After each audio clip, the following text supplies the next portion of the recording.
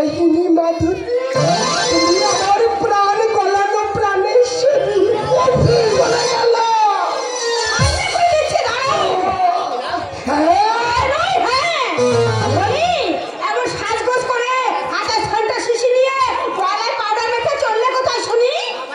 মাথা গরম করো না, তাই একদম মাথা গরম করবে। হ্যাঁ, ছেলে মেয়ের বাবা না হয় নাই হয়েছি, তাই বলে সকালে তোমার শেষ হয়ে গেছিল। তার মানে বলি প্রবাসে তুমি এমনি করে সাজবে, চোখ ফাঁকিতে নজরে পড়বে না? খুলে ফেলো, খুলে ফেলো, চলে যাও, আমার কাপড় সব খুলে ফেলো বলছি, চলো। তোমার এই কথা শুনে সত্যি আমার সৎপঙ্গ চলে গেল। বলি জামা কাপড় খুলে দেই দেই করে নাচবো নাকি? আমি কি উলঙ্গ হয়ে নাচবো? অরণ্যসা, তোমার ভীমরতি ধরেছে দেখছি। ভীমরতি তোমার হয়েছে প্রাণেশ্বরী। বলি আজ যে 22শে ফাল্গুন, সে খেয়াল আছে? আজ যে আমাদের বিবাহ বার্ষিকী।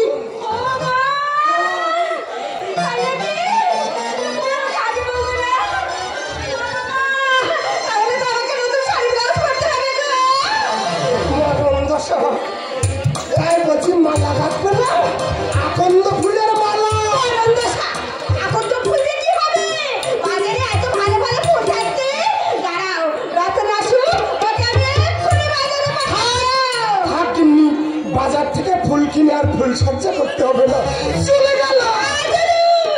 তোমার কথায় খরচের ভয়ে করলে চলবে না। তার মানে বিবাহ বার্ষিকী বলে কথা। এতদিন আমি কাউকে বলিনি, এবার আমি সবাইকে নিমন্ত্রণ করব।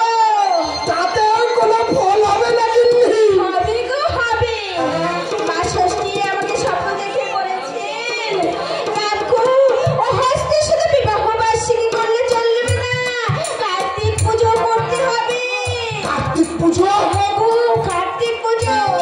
বামন ডাকতে হবে, বালক ভোজন করাতে হবে, প্রতিবেশীদের আশীর্বাদ দিতে হবে, তাহলেই মা ষষ্ঠী মঙ্গলে যাবে।